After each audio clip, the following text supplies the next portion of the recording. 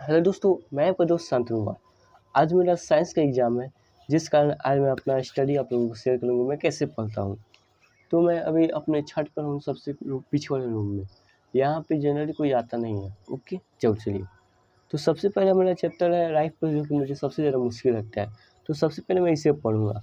तो वो देखिए, लाइफ प्रोसेस होती है the basic function perform by living organism to maintain their life on this earth. वह सभी फंक्शंस जो कि कोई भी लिविंग ऑर्गेनिज्म मेंटेन करता है अपने लाइफ को क्या करने के लिए, सस्टेन करने के लिए अर्थ पे, वह सब क्या होता है, लाइफ प्रोसेस होता है। इसमें हमारे 5 चीज़ें आ जाती हैं। पहला आ जाता है न्यूट्रिशन। किसी भी ऑर्गेनिज्म को न्यूट्रिशन की बहुत ज़रूरत होती है। Respiration, digestion, transportation, excretion. यानी कि अगर कोई व्यक्ति जीना चाहे तो उसको फूड की ज़रूरत होगी, यानी न्यूट्रिशन उसे चाहिए। फिर उसे सांस लेने की ज़रूरत होगी, यानी रेस्पिरेशन चाहिए। फिर उसे अगर वो खा लिया तो उसे पचाने की भी क्षमता चाहिए, यानी डाइजेशन चाहिए। उसके बाद ट्रांसपोर्टेशन चाहिए, यानी कि अगर यहाँ से जो फूड जाता है वो हर जगह पे प्रॉपर न्यूट्रिएंट्स पहुँचाए, यानी प्रॉपर एनर्जी पहुँचाए। फिर एक्सक्रीशन, अब उस जो हम लोग भोजन खाते हैं वो सब कुछ तो हमारे लिए उपयोगी होता नहीं है। तो जो भी वेस्ट मटेरियल हो उसका भी क्या हो, हम लोगों का एक निकलने का प्रोसेस हो, तो वो भी एक एक्सक्रीशन हो गया। अब देखिए, अब बात करते हैं न्यूट्रिशन क्या होता है। तो the process of intake of nutrients, यानी कि एक ऐसा प्रोसेस जिसमें हम लोग न्यूट्रिएंट्स लेते हैं, जैसे carbohydrate, fats, protein, minerals, vitamins and water by an organism as well as utilization of these nutrients by organism. Okay, अब चलिए बात करते हैं न्यूट्रिएंट्स की। तो यह group of food in which protein, fats, vitamins and minerals are involve is called nutrients. यह क्या होते हैं, ग्रुप ऑफ फूड्स होते हैं। किसके, तो प्रोटीन्स के होते हैं, फैट्स के होते हैं, विटामिन्स के होते हैं, मिनरल्स के होते हैं। इन सब को मिला के हम लोग न्यूट्रिएंट्स कहते हैं। अब जो आपका न्यूट्रिशन होते हैं वे दो तरह के होते हैं। पहला होता है ऑटोट्रॉपिक, दूसरा होता है heterotrophic. Autotrophic, to the process by which organism synthesize its food own food from simple inorganic substances like carbon dioxide and water present in the surrounding environment is called an autotrophic nutrition। इसका क्या मतलब, तो ऐसा process जिसमें जो organism है वो अपना फूड खुद से बनाए। तो कैसे, तो सिंपल इनऑर्गेनिक सब्सटेंसेस जैसे कार्बन डाइऑक्साइड, वाटर के प्रेजेंट जो कि सराउंडिंग में रहता है, उसको हम लोग क्या कहते हैं, ऑटोट्रॉपिक न्यूट्रिशन कहते हैं। जैसे कि ग्रेन, प्लांट्स एंड बैक्टीरिया। अब बात करते हैं हेटेरोट्रॉपिक। तो organism that can not synthesize their own food from simple inorganic substances and obtain their food from organism, this process is called heterotrophic nutrition. इसका मतलब हुआ, जो आपका हेटेरोट्रॉपिक न्यूट्रिशन होता है वह एक ऐसा न्यूट्रिशन है जिसमें जो फूड होता है वह खुद से नहीं बनाया जा सकता, सिंपल इनऑर्गेनिक सब्सटेंस की मदद से। यह जो फूड है यह हम लोग दूसरे ऑर्गेनिज्म से क्या करते हैं, लेते हैं। इसी प्रोसेस को हेटेरोट्रॉपिक न्यूट्रिशन कहते हैं। इन दोनों का क्या मतलब, ऑटोट्रॉपिक जो होता है वह सेल्फ डिपेंडेंट होता है, वही जो हेटेरोट्रॉपिक होता है वह दूसरे पर डिपेंडेंट होता है। ओके, अब चलिए एग्जाम्पल, जैसे हम लोग हो गए, जैसे एनिमल्स हो गए, ह्यूमंस हो गए, फंगी हो गए, ये सब आते हैं हेटेरोट्रॉपिक न्यूट्रिशन में। अब देखिए, जो आपका न्यूट्रिशन होता है प्लांट्स में वो कैसे होता है, तो फोटोसिंथेटिक्स की मदद से होता है। तो इसका मतलब, तो the process by which green plants takes in inorganic substances like carbon dioxide, CO2 and water, H2O, and convert into food like glucose in the presence of sunlight and chlorophyll is called photosynthesis। इसका क्या मतलब, the process by which, ऐसा process जिससे जो green plants होते हैं वे inorganic substances को लेते हैं, जैसे कि कार्बन डाइऑक्साइड, वाटर, और कन्वर्ट कर देते हैं फूड में, जैसे कि ग्लूकोज। किसके प्रेजेंस में, तो सनलाइट और क्लोरोफिल के प्रेजेंस में। उसी को हम लोग फोटोसिंथेसिस कहते हैं।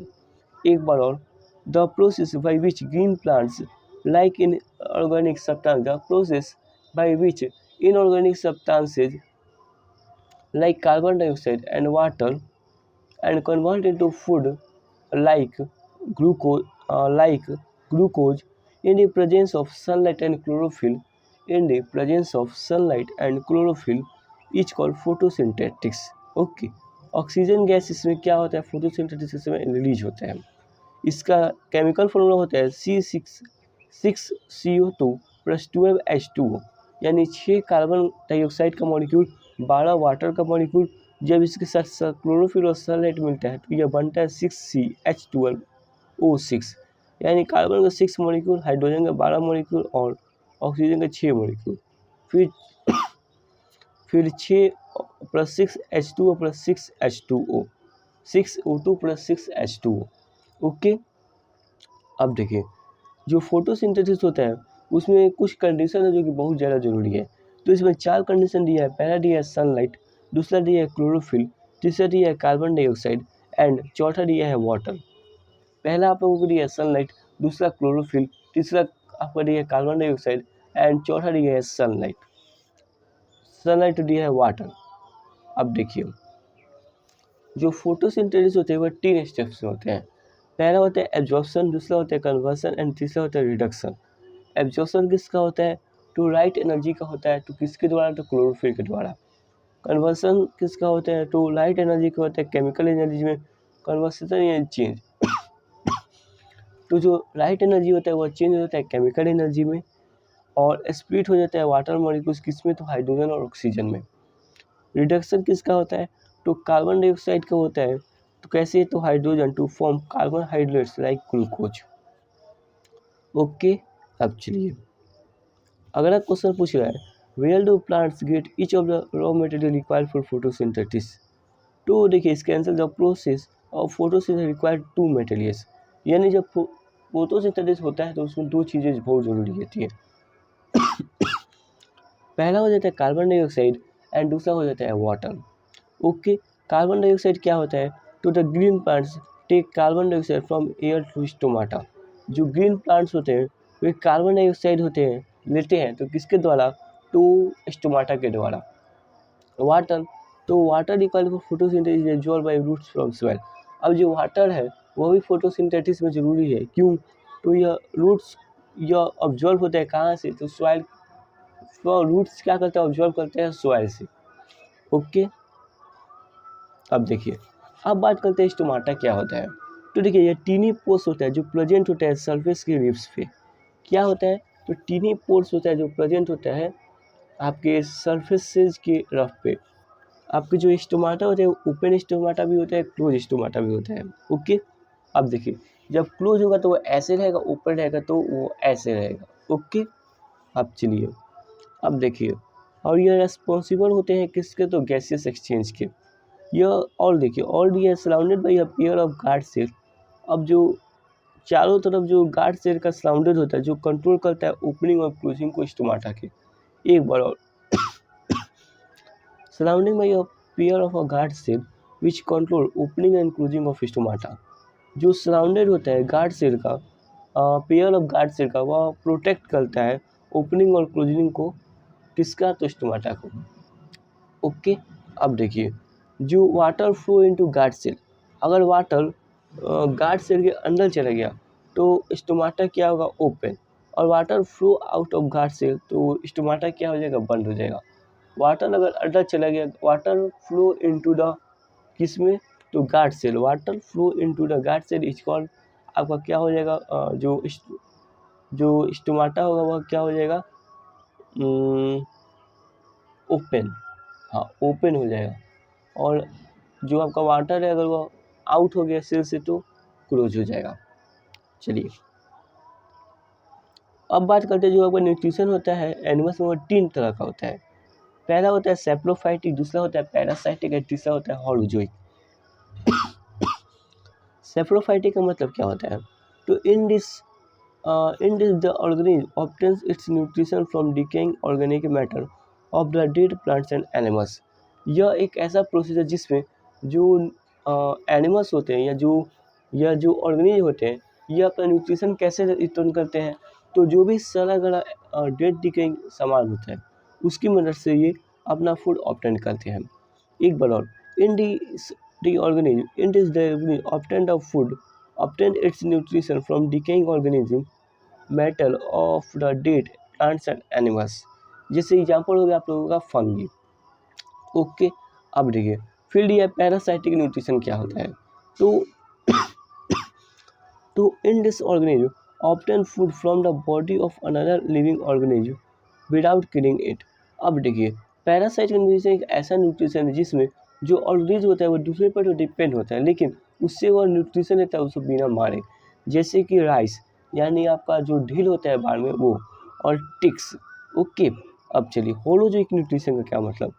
तो in this the organism takes in complex food by a complex process called ingestion, which is then digested and absorbed into the body waste undigested part is throughout the body through egestion। अब देखिए, होलोचिक nutrition एक ऐसा nutrition है जो कि कोई भी organism लेता है कॉम्प्लेक्स फूड को, किसके प्रोसेस से, तो इंजेक्शन के प्रोसेस से, और ये डाइजेस्ट कर लेता है, उसको ऑब्जॉर्व कर लेता है पूरे बॉडी में, वेस्ट मटेरियल को क्या करता है, जो वेस्ट मटेरियल अनडाइजेस्टेड पार्ट हो गए उसको बाहर कर लेता है, किस प्रोसेस से, इंजेक्शन के प्रोसेस से। एग्जाम्पल एमोबा हो गया, मैन हो गए, डॉग हो गए, एटसेट्रा हो गए। अब चलिए, अब बात करते हैं जो एमोबा है उसका न्यूट्रिशन कैसा होता है। तो देखिए, सबसे पहले एमोबा में क्या होता है, इंजेक्शन होता है। कैसे, तो amoeba takes in food using temporary finger like extension of cell surface called pseudopodia. यानी कि जो एमोबा होती है वह फूड अपना कैसे लेती है, तो एक टेम्पोररी फिंगर बनाती है और वह एक्सटेंशन होता है सेल सरफेस से, जिससे हम लोग क्या कहते हैं, सीरोपोडिया कहते हैं। अब सीरोपोडिया क्या होता है, फ्यूज होता है over food particle performing of food vacuole. Okay, अब जो आपका सीरोपोडिया होता है वो फ्यूज होता है फूड के पार्टिकल और फूड को अंदर भेज देता है और वैक्यूल बना लेता है। अब बात करते हैं डाइजेशन का। Various enzymes from cytoplasm enter into food vacuole and break down complex substances into simpler ones। इसका क्या मतलब, तो बहुत तरह के एंजाइम जो होते हैं वो साइटोप्लाज्म में इंटर करते हैं फूड वैक्यूल में और ब्रेक डाउन कर लेते हैं complex substances into simpler ones में। ओके, अब देखिए, अब बात करते हैं एब्जॉर्प्शन क्या होता है। तो simple soluble food is absorb by cytoplasm amoeba through the process of diffusion. Ingestion इसमें होता है पैरामीशियम। पैरामीशियम आपका जो है एक यूनिसेलुलर ऑर्गेनिज्म है जो कि जिसका डेफिनेट शेप होता है फूड, या कैसे रहता है, स्पेसिफिक स्पोर्ट से रहता है, यह किसी मदद से सीरिया की मदद से। ओके, सीरिया की मदद से मूव करता है अपने सरफेस को। अब बात करते हैं न्यूट्रिशन इन ह्यूमन बींग्स, तो यह माउथ से जाता है। द फूड इज इन जैसे through mouth, teeth crushes and break down into solvent. The process of digestion starts from mouth. The salivary glands secrete saliva which contain an enzyme called salivary amylase। जो आपके salivary glands होते हैं वे saliva को क्या करते हैं, secrete करते हैं, जो कि एंजाइम को क्या करता है, रखता है, और इसे हम लोग कहते हैं salivary amylase, जो कि डाइजेस्ट करता है starch present in food into sugar. Okay, अब चलिए, अब जो आपका फूड पाइप होता है उसे हम लोग ऑसोफेगस कहते हैं। यह क्या आता है, the wall of oesophagus show parasitic movement. जो आपका वॉल होता है ऑसोफेगस का, वह पैरासिटिक मूवमेंट शो करता है, यानी कि rhythmic contraction and relaxation of muscles which pushes the food forward into the stomata. यानी कि यह फूड को पुश करता है स्टोमाटा तक पहुंचाने में, लेकिन यह फील अपवर्ड नहीं करता, केवल फॉरवर्ड कहता है, यानी यह केवल यूनिक डायरेक्शन, केवल एक डायरेक्शन में मूव करता है। ओके, अब देखिए,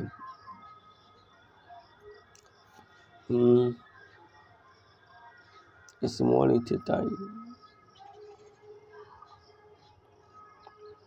अब देखिए, जो आपका लिवर होता है वह क्या होता है। लिवर जो होता है वो सेक्रेट करता है बाइल जूस को। बाइल जूस जो होते हैं वो परफॉर्म करते हैं दो चीज़ें। पहला, make the acidic food coming from stomata alkaline. जो एसिडिक फूड होता है जो कि स्टोमाटा से आता है उसको बेस में चेंज कर देता है, so that pancreatic enzyme can act on it. जिस कारण जो पैनक्रियाटिक एंजाइम होते हैं वे यहाँ पे एक्ट करते हैं। दूसरा, bile juice breaks the fat present in the food into small globules. अब जो आपके बाइल जूस होते हैं वे फूड को क्या करते हैं, जो फैट होता है प्रेजेंट फूड में उसको स्मॉल ग्लोब्यूल्स में तोड़ते हैं, यानी इमल्सिफाइड फैट को, so that enzymes can act on it, digest them। अब बात करते हैं पैनक्रियाज की। तो पैनक्रियाज क्या होता है, तो secrete pancreatic juice which secrete digestive enzyme trypsin और लाइपेज। जो पैनक्रियाज होते हैं वो सेक्रेट करते हैं पैनक्रियाटिक जो कि सेक्रेट डाइजेस्टिव एंजाइम होता है ट्राइप्सिन और लाइपेज का। लाइपेज क्या होता है? ब्रेक डाउन ऑफ इम्पल्सिफाइड फैट, और ट्राइप्सिन होता है digest protein. The wall or small intestine contains gland which separate intestinal juice. और जो इंटेस्टिनल जूस होता है वो कन्वर्ट कर देता है एंजाइम किसमें, तो प्रोटीन हो जाता है चेंज अमीनो एसिड में, कॉम्प्लेक्स ग्लूकोज में, कार्बोहाइड्रेट फैटी एसिड प्लस ग्लाइकोजोल में। अब देखिए the process of absorption start in A small intestine, small finger like projection. अब जो का व्हीली होता है उससे क्या करता है? व्हीली क्या होता है? तो ये स्मॉल फिंगर होता है, जैसे स्मॉल फिंगर लाइक प्रोजेक्शन होता है, जैसे increase the surface area for absorption are the literally supply with blood vessels which take absorb food to each and every cell of the body। जो का wheelie होता है वो फिंगर एक structure है जो सरफेस एरिया को बढ़ा देता है जिससे एब्जॉर्प्शन और बढ़ जाता है और फूड का जो एब्जॉर्ब करने की कैपेसिटी है वो भी बढ़ जाता है। The inner surface of small intestine has millions of wheel. जो जो स्मॉल इंटेस्टाइन है उनका जो इनर सरफेस होता है उसमें जो व्हीली होता है वो मिलियंस में होता है, जो कि न्यूट्रिएंट्स को एब्जॉर्ब करता है जब फूड डाइजेस्ट होता है। Large intestines unabsorb food reaches large intestine where more wholly absorb water. देखिए अनएब्जॉर्ब फूड जो होते हैं वे लार्ज इंटेस्टाइन तक पहुँचते हैं और वे वेयर मोर व्हीली, और वहाँ पे व्हीली जो होता है वो बहुत ज़्यादा होता है जिससे वाटर एब्जॉर्ब होता है।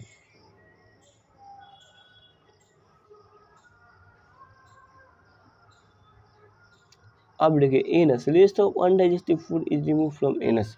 एनस के मतलब जो वेस्ट मटेरियल होते हैं उससे हम लोग बाहर निकालते हैं।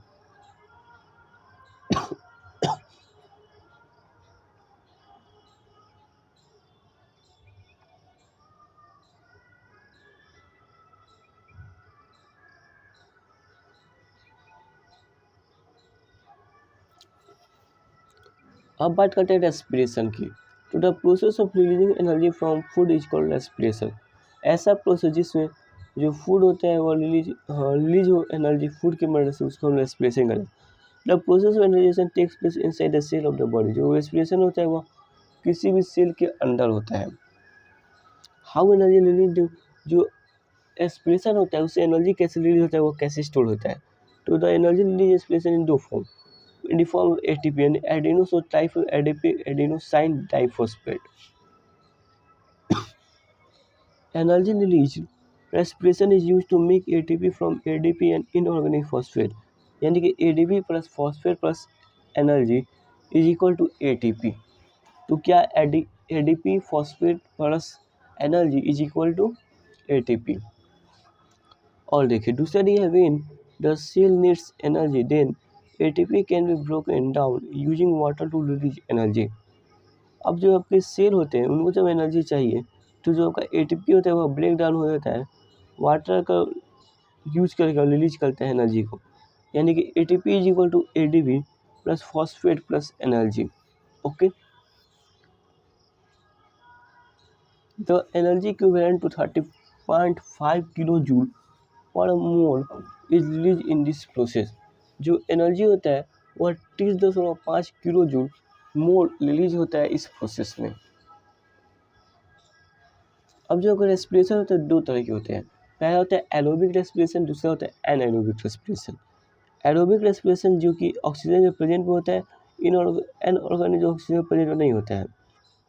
और बोलो में glucose is completely broken down into carbon dioxide and water in the presence of जो का ग्लूकोज होता है वो कम्प्लीटली ब्रोकन डाउन होता है किसमें, तो कार्बन डाइऑक्साइड और वाटर में, तो किसी के प्रेजेंस में, ऑक्सीजन के प्रेजेंस में। एक बार पढ़ लेता हूँ। तो glucose is completely broken down into carbon dioxide and water in the presence of oxygen. तो जो ग्लूकोज है 6 कार्बन मॉलिक्यूल साइटोप्लाज्म में पाइरुवेट 3 कार्बन मॉलिक्यूल टूटते हैं, presence of oxygen in mitochondria CO2 plus H2 plus energy. Most of the organism carry out aerobic respiration from man dogs altars. बहुत ज़्यादा जो organism होते हैं वही एरोबिक रेस्पिरेशन, जैसे मैन हो गए, डॉग हो गए, अल्टर्स हो गए, एटसेट्रा हो गए। एनारोबिक, तो respiration which takes place without oxygen is called anaerobic respiration. ऐसा रेस्पिरेशन जिसमें ऑक्सीजन की मदद ना हो तो उसे हम लोग अनएरोबिक रेस्पिरेशन कहते हैं। Glucose is completely broken down into carbon dioxide in the water in the presence of oxygen. Microorganisms like yeast break down glucose into ethanol and carbon dioxide and release the energy. The process is called fermentation.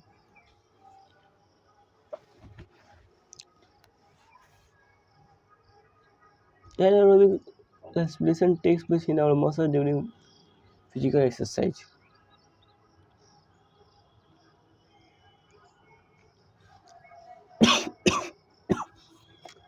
अब बात करते हैं aerobic respiration और anaerobic respiration अंतर क्या है। तो जो एरोबिक होता है इट टेक्स प्लेस इन ये ऑक्सीजन का प्रेजेंस में होता है, ये ऑक्सीजन का प्रेजेंस में नहीं होता है। In a complete break down of food occurs, in this complete break down of food occurs, इसमें जो फूड है वह कंप्लीटेड ब्रेक डाउन होता है, इसमें आल्सियल ब्रेक डाउन होता है। प्रोडक्ट जो होते हैं इसमें कार्बन डाइऑक्साइड वाटर होते हैं, इन प्रोडक्ट्स इसमें कार्बन डाइऑक्साइड इन ईस्ट और लैक्टिक एसिड जो एनिमल सेल होते हैं। इट प्रोड्यूस कंसेंट्रेट, यह बहुत ज़्यादा एनर्जी प्रोड्यूस करता है, यह लेस एनर्जी प्रोड्यूस करता है। ओके अब देखिए ह्यूमन रेस्पिरेटरी सिस्टम, इसमें हमारे नॉस्ट्रिल्स आ जाते हैं, फेरिंग्स आ जाते हैं, लैरिंग्स आ जाते हैं, trachea, ब्रोंक्यू, लैंग्स, ब्रोंकियोस, alveoli. Okay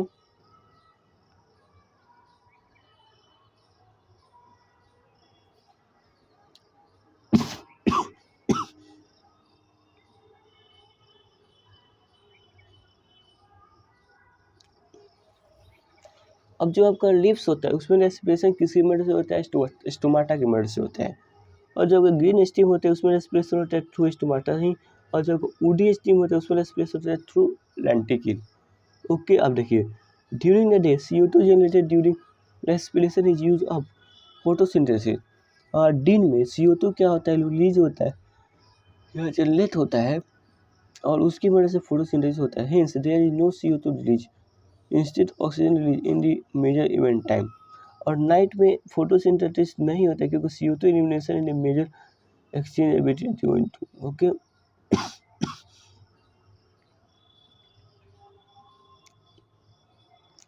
Human circulatory system. Blood. Blood is a fluid connective tissue which consists of plasma, red blood cell, white blood cell, platelets. अब देखिए हमारे में आर्टरी होता है, वेन होता है, capillary. Artery carry blood from heart to all parts of the body. Vein RBC contains hemoglobin which carries oxygen from lungs to all cells of the body. And tisla capillary narrow thin wall vessels that conduct artery to vein.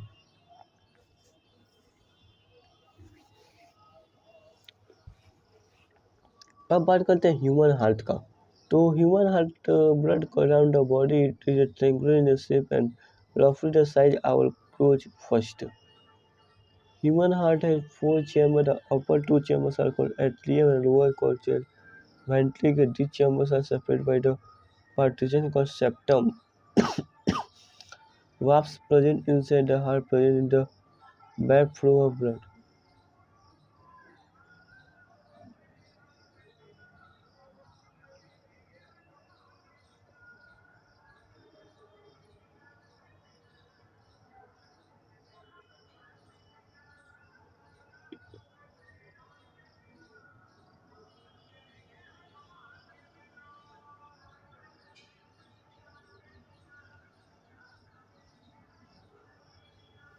अब जो transport होते हैं water और minerals को जैनों की मदद से होते हैं प्लांट में, और फूड होता है फूडिंग की मदद से।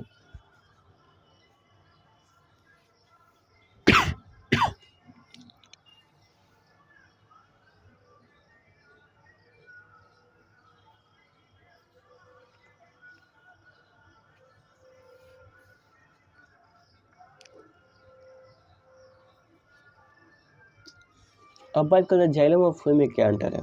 तो जाइलम वाटर और मिनरल को कनेक्ट करता है food, phloem water and food को। यह 1 स्टेप फ्लो ऑफ सैप होता है, यह 2 स्टेप फ्लो ऑफ सैप होता है। ठीक सेल वॉल होते हैं, इसमें थिन सेल वॉल होते हैं जो कि सेलुलर से बने होते हैं। Cell having no end walls between them, और इसमें cell walls and in wall walls perfection.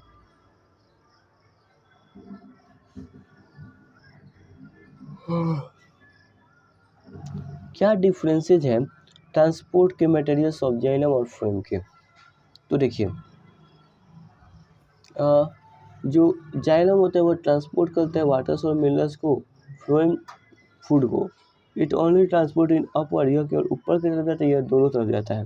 It transport occurs due to this suction force, जिस सेक्शन फोर्स की मदद जो कि प्रोड्यूस होता है evaporation of waters in the form of water vapours, और force is transported by the utilising energy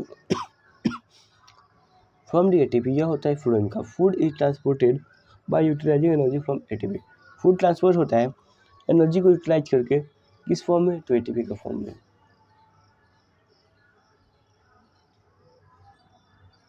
last process हम लोग का एक्सक्रीशन है। यह लिवर वेस्ट को क्या करते हैं, बाहर करते हैं। ह्यूमन एक्सक्रीशन सिस्टम में किडनी होती है, यूरेटर होता है, यूरेटर होता है, यूरेटर होता है, किडनी होता है, यूरेटर होते हैं। ओके,